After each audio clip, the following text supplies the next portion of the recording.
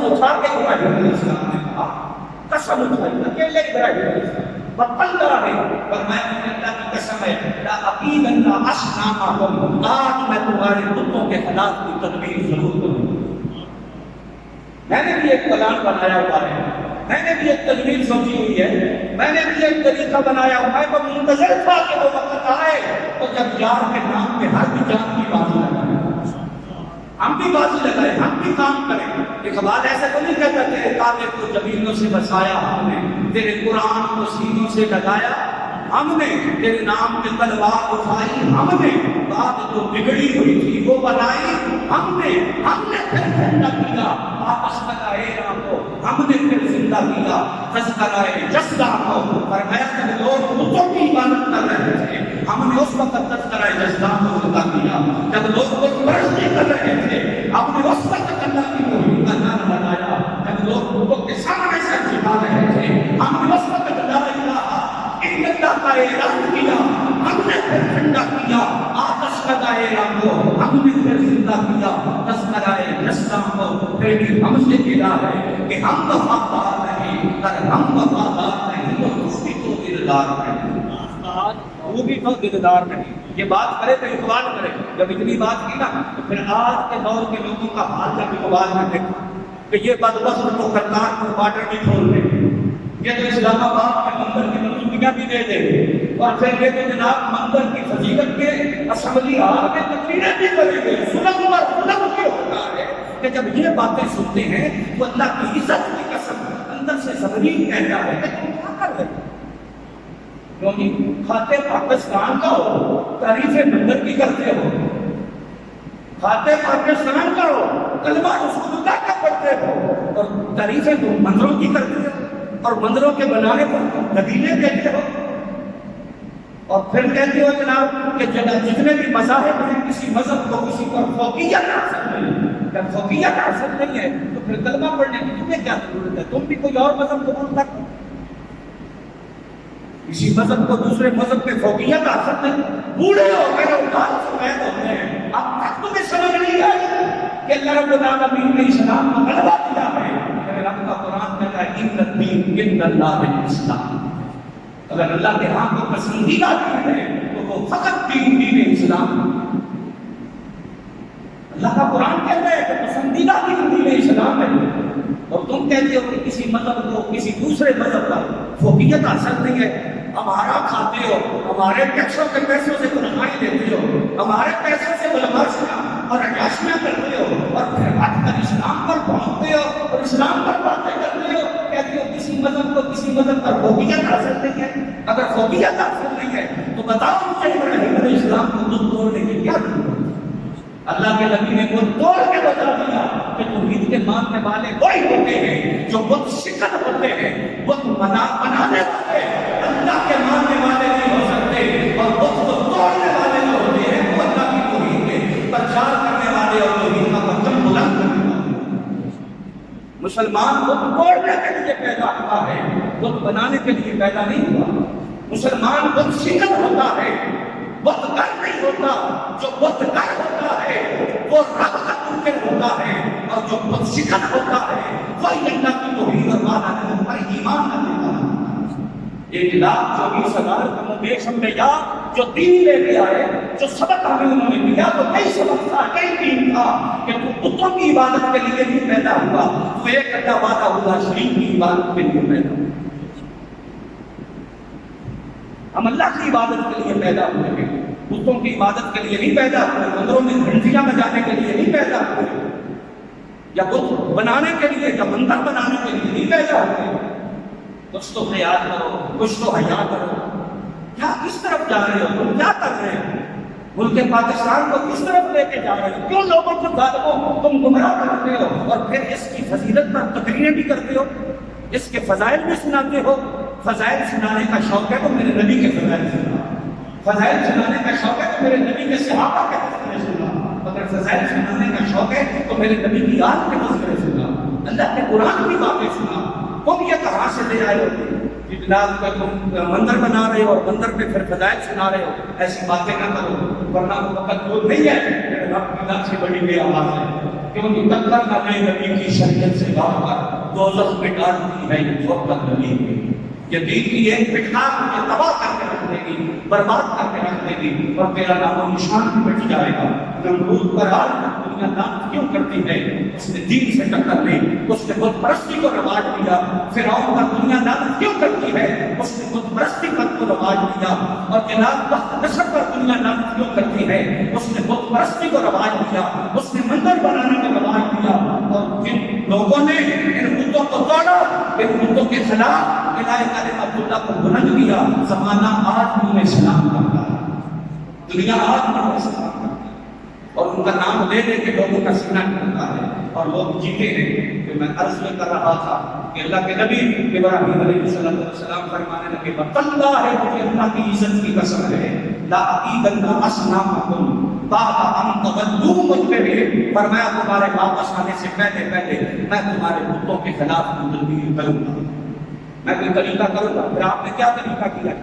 اب سنو ذرا، بڑے سیانے بندے تم بھی بیٹھے ہو، پڑھے لکھے لوگ ہو، میں تو کمبڑا بندہ ہوں، توجہ کرو ذرا. اللہ کا قرآن کہتا ہے فَجَعَلَهُمْ جُذَاذًا، آپ نے ان بتوں کے ٹکڑے ٹکڑے کر دیے، بتوں کے، اور بولو جی بتوں کے.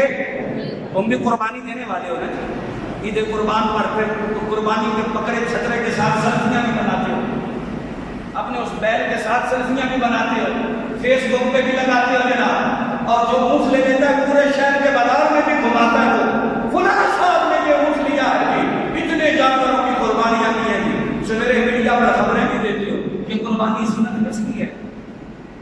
بولو. ابراہیم علیہ السلام کی. کس کی سنت ہے؟ صحابہ نے پوچھا یا رسول اللہ یہ قربانی کیا ہے؟ کیا ہے قربانی؟ اللہ کے محبوب نے فرمایا سنت ابیکم ابراہیم، فرمایا کہ تمہارے باپ ابراہیم کی سنت ہے، یہ تمہارے باپ ابراہیم کی قربانی کرنی ابراہیم علیہ السلام کی سنت ہے.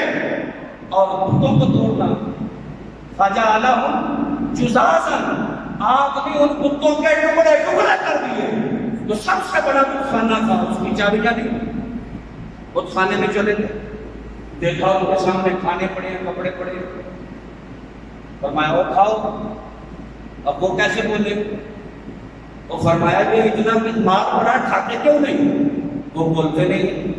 فرمایا اچھا بولتے نہیں ہو؟ اب وہ کیسے جواب دیں؟ آپ نے کلہاڑا لیا، فَجَعَلَهُمْ جُذَاذًا، آپ نے ان بتوں کے ٹکڑے کر دیے، بتوں کے ٹکڑے کر دیے. میری اس بات کو نوٹ کرو میرے بھائیو، اگر رسول اللہ کا کلمہ پڑھتے ہو تو سمجھو اسلام اور یہ سمجھاؤ جا کر کہ یہ کیا کر رہے ہو. اللہ کا قرآن کہتا ہے فَجَعَلَهُمْ جُذَاذًا، ابراہیم علیہ السلام نے کلہاڑا پکڑا اور ان کے ٹکڑے کر دیے، جس کو پنجابی میں کیا کہتے ہیں؟ ٹوٹے کر دیے. کیا کر دیا ان کا؟ آپ نے ان کے ٹوٹے کر دیے. ٹوٹے بتوں کا جو ٹوٹے ٹوٹے کرنے والا ہوتا ہے وہ اللہ کی توحید پر ایمان لانے والا ہوتا ہے، وہ اللہ کو ماننے والا ہوتا ہے. جو بت شکن ہوتا ہے، جو بتوں کے ٹوٹے کر دیتا ہے، بتوں کے ٹکڑے کر دیتا ہے، بتوں کو باش باش کر کے رکھ دیتا ہے، اس کا ایمان اللہ کی بارگاہ میں مقبول ہوتا ہے. وہ کہتے ہیں ہم بت بنائیں گے تو یہ بندر بت ہی ہوگا نا. وہ بولو نا جی، اور جو میرے گھر کے غریب ہو تو بولو نا، امیر کے ڈرتے نے بچوں کی کرپشن بھی کرنی، ہاں جی سود بھی کھانا، دینا کل چھڑانا کیسے؟ غریب کے بولو نا جی. ہاں جی سانو کڑا مسئلہ ہے انہیں جانا انہیں مانا رکھا ہے اسلام اللہ الحمدللہ سے مسلمان. جب حضور کو مان لیا تو پھر بت پرستی نہیں چلے، پھر بت شکل بن گئے، بت پرست نہیں بنو گے، پھر مندر نہیں بنے گے، مسجدیں بنے گی. مزہ تو تھا نا کہ بابری مسجد بنائی جاتی جس کو ہندوؤں نے شہید کیا اور وہاں انہوں نے اپنا مندر بنایا. وہ تمہاری مسجدیں شہید کر کے مندر بنا رہے ہیں اور تم کیا کر رہے ہو ظالموں؟ تم مسجدوں کو شہید کر کے مندر بنا رہے ہو. تعجب کی بات ہے، دون کی چھوڑ میں یا کنک ہو جا، سراسر دون ہو جا یا سنگ ہو جا، کچھ تو اپنی وضاحت کرو نا، ہمیں بھی بتاؤ نا کہ ہم کیا کر رہے ہیں اور کس طرف جا رہے ہیں. میں عرض یہ کر رہا تھا فَجَعَلَهُمْ جُذَاذًا، یہ وہ بات ہے تیرے کعبے کو جبینوں سے بسایا ہم نے. اور جب آج کے دور کے حالات کا اقبال نے مشاہدہ کیا تو اقبال نے اپنے شکوے کا جواب لکھا, اور جواب شکوہ میں کیا فرمایا؟ تو میرے کعبے کو زمینوں سے بسایا کس نے؟ میرے قرآن کو سینوں سے لگایا کس نے؟ میرے نام پہ تلوار اٹھائی کس نے؟ تو تم تو مندر بنا رہے تھے, بات جو بگڑی ہوئی تھی وہ بنائی کس نے؟ کون کیا تم میں سے کشمیر والوں کی آزادی کے لیے؟ کون بنا تم میں سے برما والوں کی آواز؟ کون بنا تم میں سے شام کے مظلوموں کی آواز؟ میرے کعبے کو زمینوں سے بسایا کس نے؟ اور تم میرا کعبہ بسانے والے ہو یا کہ تم مندر بنانے والے ہو؟ تم مسجدیں بنانے والے ہو یا ترکات پر وعدت کھولنے والے ہو؟ میرے کعبے کو زمینوں سے بسایا کس نے؟ اب فتویٰ لگانا ہے تو اقبال میں لگا. ہم تو صرف اقبال کے شعر پڑھ رہے ہیں. ہم تو اقبال کے شعر ہی پڑھ رہے ہیں. ہم آہ بھی کرتے ہیں تو ہو جاتے ہیں بدنام, وہ قتل بھی کرتے ہیں تو چرچا نہیں ہوتا. ہم آہ بھی کریں تو دنیا ہمارے خلاف ہو, مولوی صاحب کی کر دیتا جی وہ منظر بھی بنا لے تو مسلم. تو میں عرض یہ کر رہا تھا میرے کعبے کو زمینوں سے بسایا کس نے؟ یہ جواب شکوہ ہے. اقبال نے جو لکھا ہے میرے قرآن کو سینوں سے لگایا کس نے؟ میرے نام پہ تلوار اٹھائی کس نے؟ بات جو بگڑی ہوئی تھی وہ بنائی کس نے؟ فرمایا کس نے میرے نام پہ تلوار اٹھائی؟ ارے تم میرے نام پر تلوار اٹھانے والے تو نہیں ہو, تم تو میرے نام لینے والوں کو پکڑ کے جیلوں میں بند کرنے والے ہو, ان پہ جھوٹے مقدمے بنانے والے ہو, انہیں ہراساں کرنے کے لیے ان پر دہشت گردی کی دفعات لگانے والے ہو, اور تم تو دیندار لوگوں کو کمزور کرنے والے ہو, سیدزادوں کو پکڑ کے جیلوں میں ڈال دیتے ہو, حافظ قرآن جو ہے انہیں پکڑ کے ڈال دیتے ہو, علماء کو پکڑ کے ڈال دیتے ہو. کیوں کی ایسی بات تم نے کیا کی؟ ایسا تم نے کیوں کیا؟ یہ دین کی بات تم نے کیا کی؟ اللہ کا نام تم نے کیوں لیا؟ اقبال کا شعر تم نے کیوں پڑھا؟ ہم قرآن کی آیت پڑھے تو تب بھی تمہیں تکلیف ہوتی ہے, ہم اقبال پڑھے تو تب بھی تمہیں تکلیف ہوتی ہے. پھر بتاؤ تو صحیح تم کی ذرا کس کی ایجنڈے پہ چل رہے ہو؟ اقبال کہتا ہے میرے کعبے کو زمینوں سے بسایا کس نے؟ میرے قرآن کو سینوں سے لگایا کس نے؟ میرے نام پہ تلوار اٹھائی کس نے؟ بات جو بگڑی ہوئی تھی وہ بنائی کس نے؟ کس نے پھر ٹھنڈا کیا آتش کدا ایران کو؟ کس نے پھر زندہ کیا تذکرائے جستا کو؟ چھے وہ آباد تمہارے تم کہاں ہو؟ ہاتھ پہ ہاتھ کھڑے منتظر کیا؟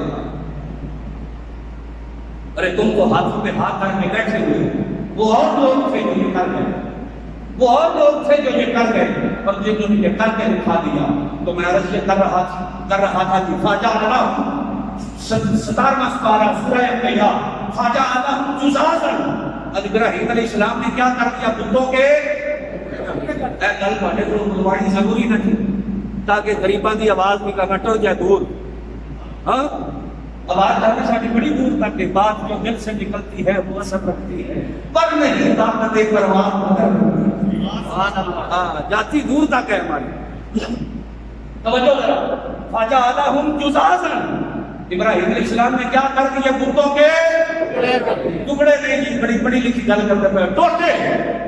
ابراہیم علیہ السلام نے بتوں کے نہیں, یہ سارے نہیں کو